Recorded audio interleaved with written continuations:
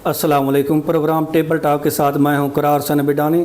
आज हम बात करेंगे अली पुर की सियासी सूरत हाल पर। आज हमारे साथ मौजूद हैं सैयद सब्तान रज़ा बुखारी साहब, PP 273 से साबिक मेंबर सूबाई असम्बली रहे हैं, साबिक सूबाई वज़ीर भी हैं, किसी तारुफ के मोहताज भी नहीं हैं और लगातार जीत की हैट्रिक भी कर चुके हैं। अस्सलाम वालेकुम।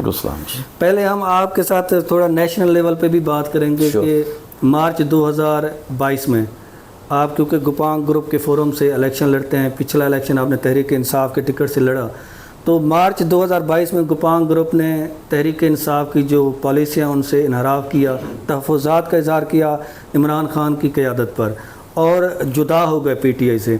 फिर आपका बड़ा इम्तिहान शुरू हुआ। सरदार आशिक हुसैन गुपांग ने अपनी सियासी पॉलिसी मंजर आम पर लाई और आपको कहा कि हम दोबारा इलेक्शन लड़ेंगे और दोबारा हम जीत के सामने आएंगे। तो बड़ा मुश्किल वक्त था।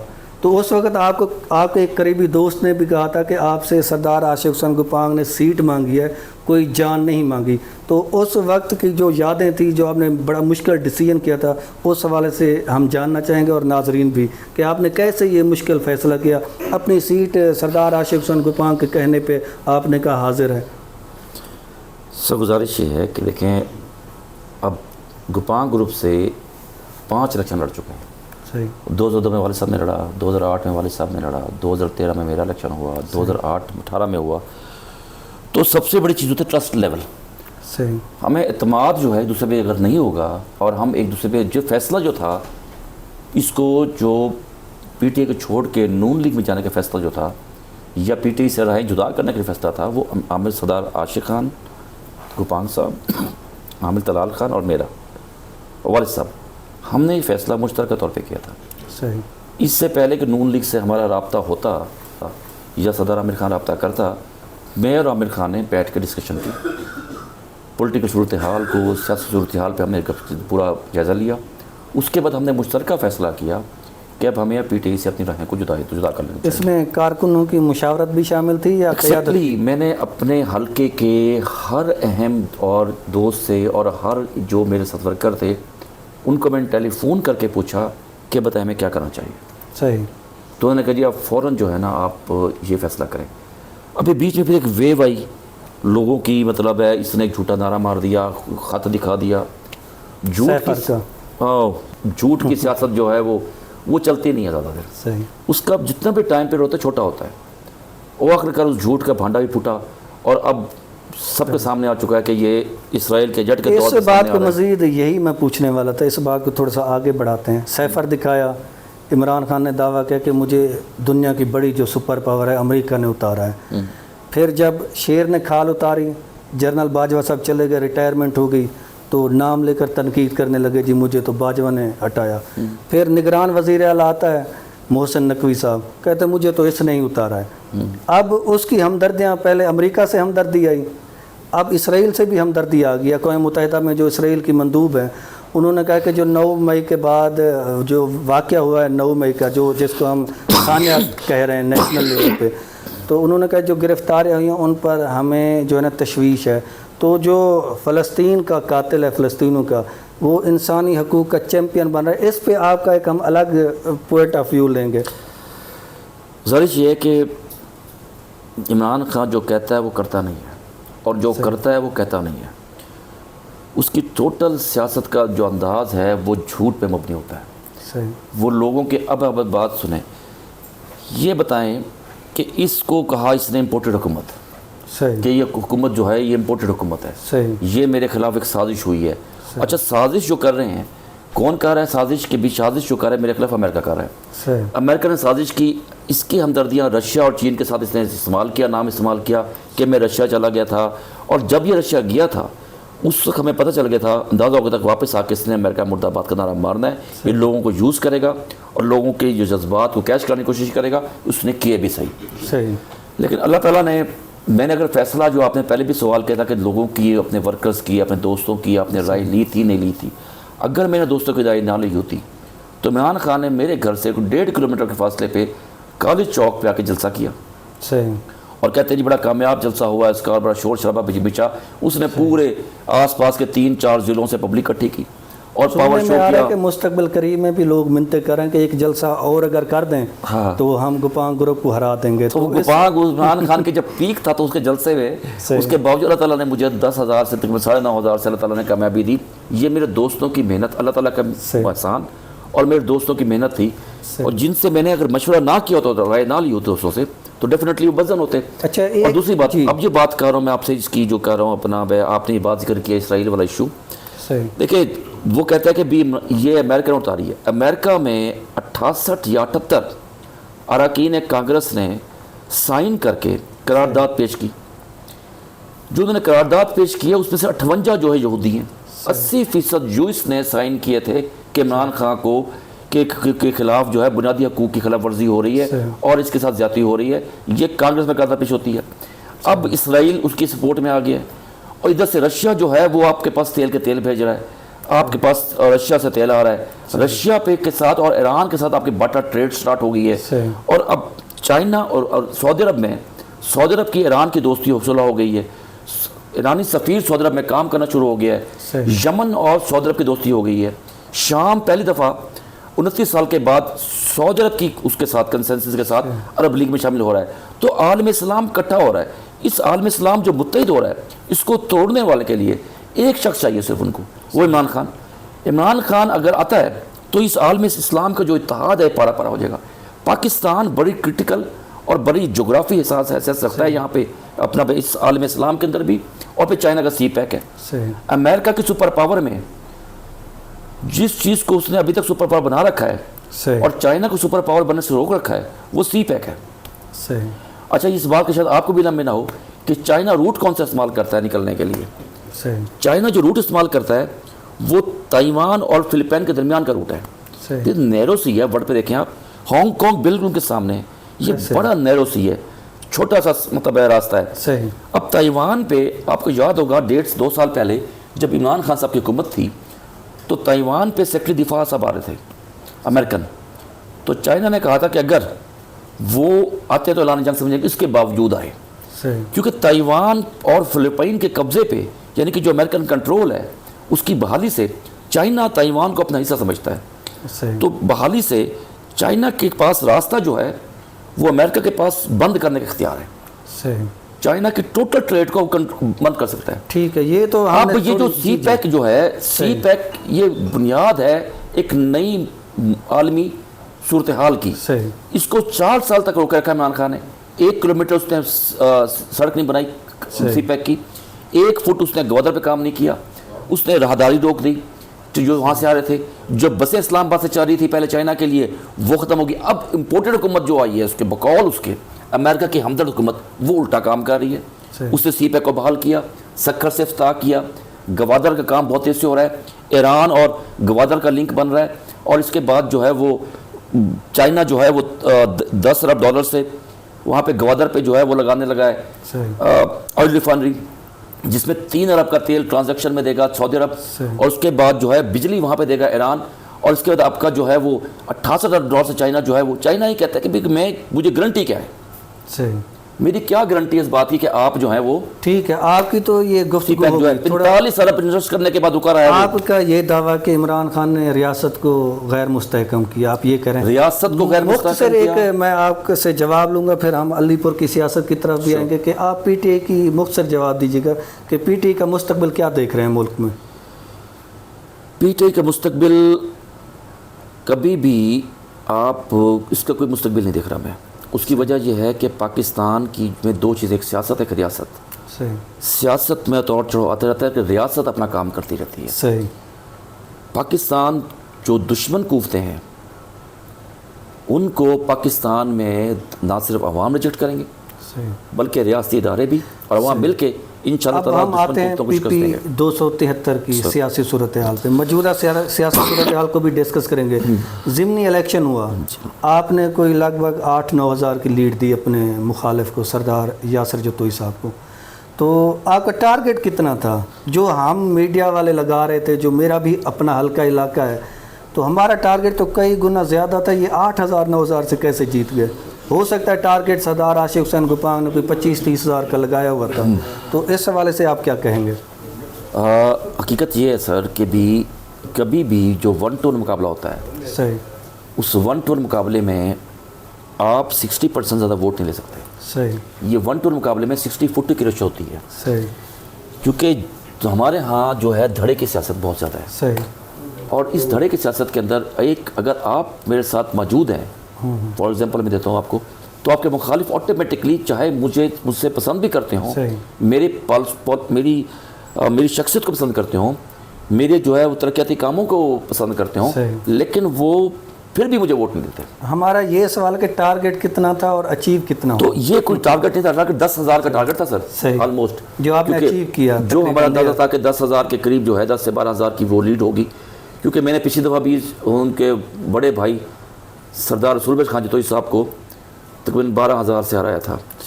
تو اتنا ہی اندازہ تھا کہ بھی اس سے یہ ہوگا, کیونکہ جب 3 کینڈیڈیٹ ہوں گے تو لیڈ بڑھے گی, اور انشاءاللہ تعالیٰ اس دفعہ زیادہ ہوگی کیونکہ اللہ کرے گا 3 کینڈیڈیٹ آ جائیں. ایک آپ کی خواہش بھی پوچھ لیں جی کہ آپ نے ایک ہی گھر کے 3 جو سیاستدان ہیں ان کو سابق کر دیا. سردار حاجی رسول بخش جتوئی, بڑا نام ہے علی پور میں, ایک سیاسی حقیقت بھی ہے, ان کو شکست دی. ان کے صاحبزادے ہیں شہزاد رسول, وہ بھی ایم پی بنے, اس کو بھی سابق کر دیا. یاسر جتوئی صاحب بھی ایم پی رہے ہیں, یعنی ایک ہی گھر کے 3 افراد ایم پی رہے ہیں, آپ نے ان کو سابق کر دیا, تینوں کو ہرایا. اب تینوں کی کوشش ہے کہ میں الیکشن لڑوں. یاسر جتوئی صاحب کی اپنی کوشش ہے, سردار حاجی رسول بخش جتوئی کی اپنی خواہش ہوگی کہ میں الیکشن لڑوں, اور وہ نامینیٹ بھی ہیں جتوئی گروپ کے پلیٹ فارم سے.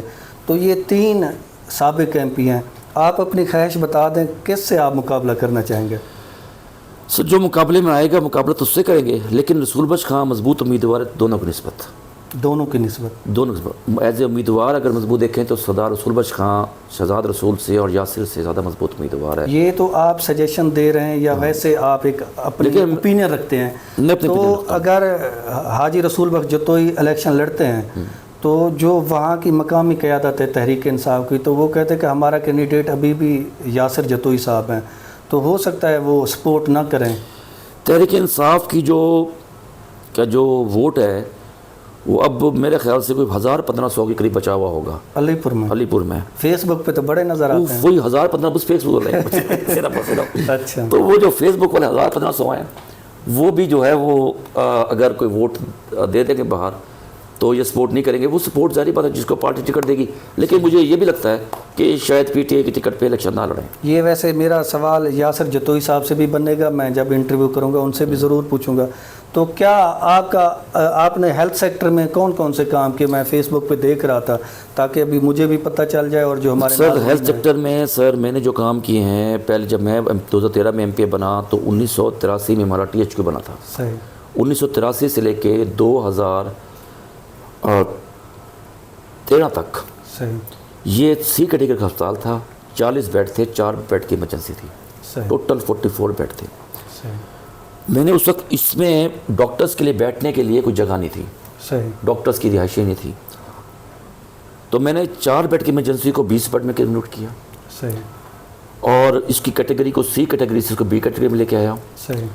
اس کے بعد اس میں نے ایک 20 بیڈ کا ایک اور وارڈ بنوایا. تو یہ ہو گئے ہمارے 40 اور ایڈ ہوئے تو 80 بیڈس 80 بیڈ کا ہو گیا. اس کے بعد پھر میں نے اس میں 20 بیڈ کا کارڈیالوجی وارڈ بنوایا. 5 آفیسز کا ڈاکٹر بلاک بنایا جہاں پہ ڈاکٹر باضابطہ طریقے سے مریضوں کو چیک کر سکیں, اور مریض باضابطہ طریقے سے بعد چیک کروا سکیں.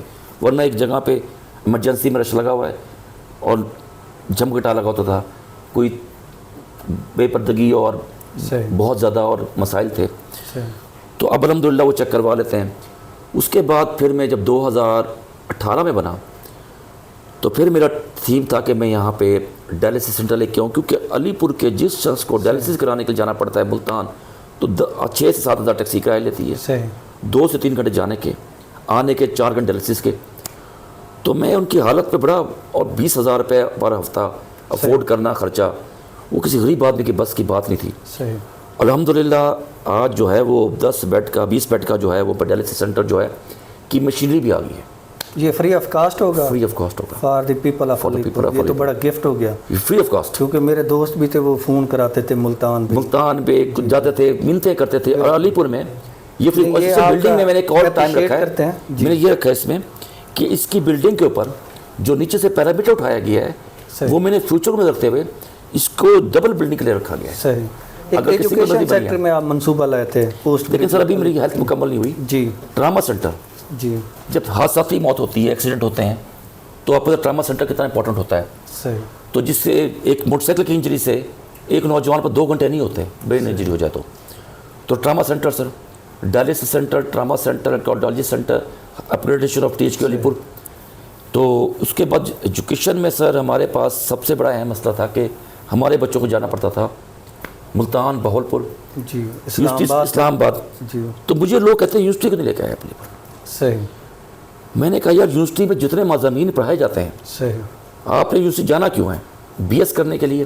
میں نے وہ BS کلاسز کا تمام مضامین کا اجرا بوائز کالج میں کروا دیا اور بہت سارے کا گرلس کالج میں کروا دیا. صحیح. اب اگر اس کو میں یونیورسٹی بنا دیتا کیمپس, صحیح, تو جو بچہ 2000 روپے فیس پہ پڑھ رہا ہے پر سیمسٹر یا 2000 فیس پہ پر سیمسٹر پڑھ رہا ہے, وہ 2000 فیس جو ہے وہ سرکاری نہیں ہے.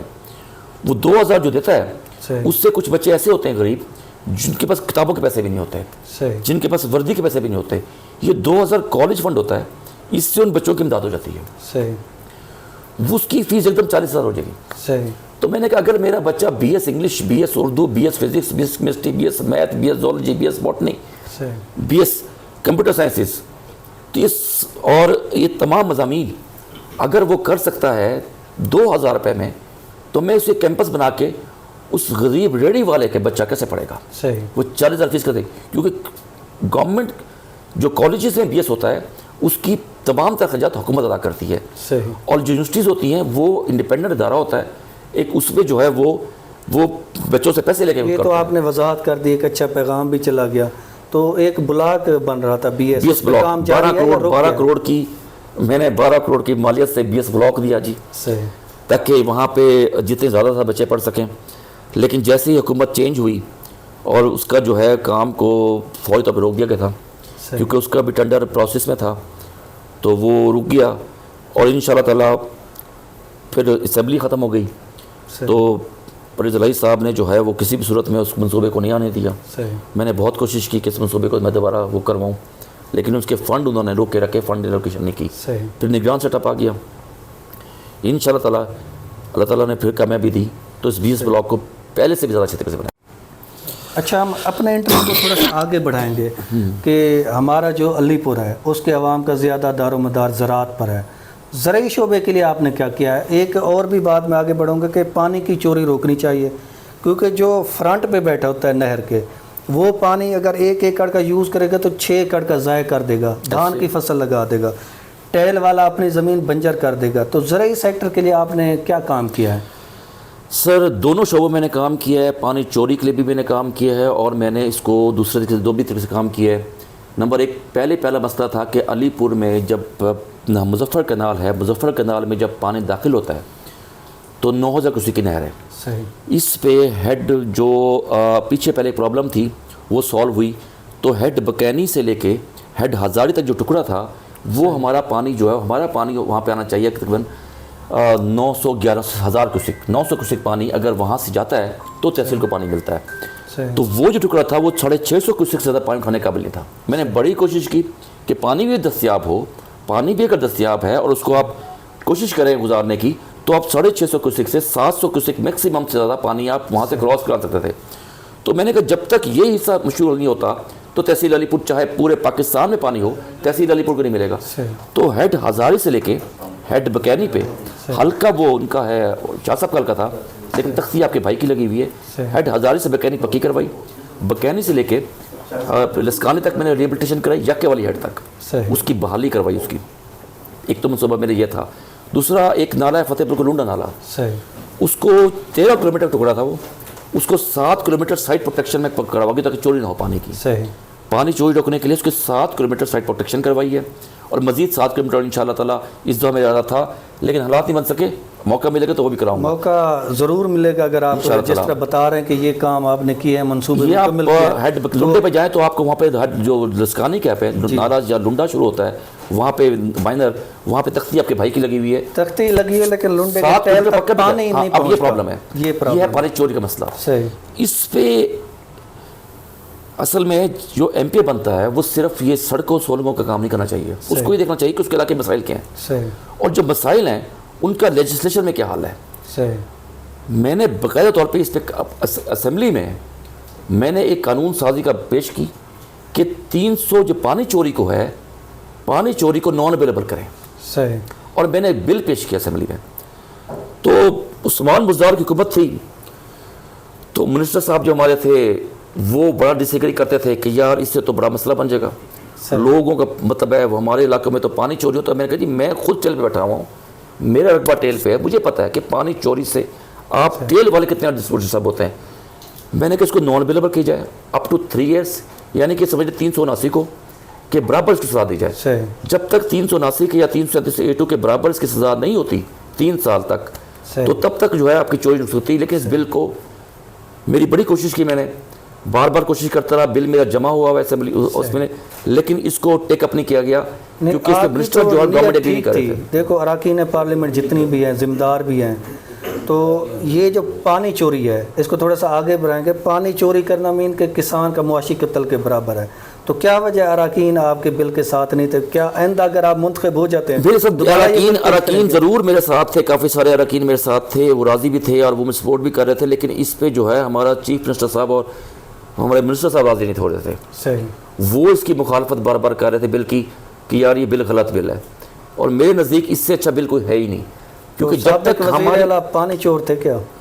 اب ان کو پتہ ہوگا یا ان کے مسائل کا پتہ ہوگا یا ان کے علاقے کا پتہ ہوگا یا لوگ روکتے ہوں گے، تو بہرحال اس وقت اس کی مجھے بڑی فیس کرنی پڑی رکاوٹ اس میں۔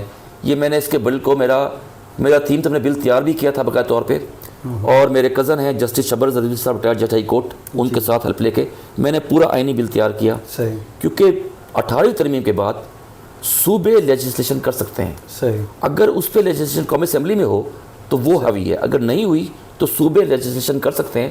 تو اس قانون سازی کے تحت میں نے ایز اے پرائیویٹ ممبر بل پیش کیا تھا، لیکن اس کو ٹیک اپ نہیں کیا گیا، اور اس کو جو ہے نا مزہ آیا آپ کے ساتھ گفتگو کر کے۔ اللہ کرے آپ اپنے منشور پر عمل درآمد بھی کریں۔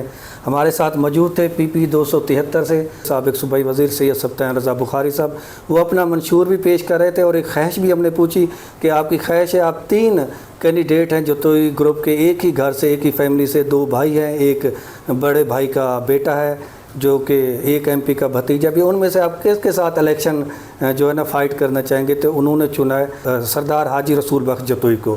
اللہ کرے وہی کھڑے ہوں اور آپ کا جو ہے نا تگڑا مقابلہ دیکھ سکیں۔ بہت بہت شکریہ سر، تھینک یو۔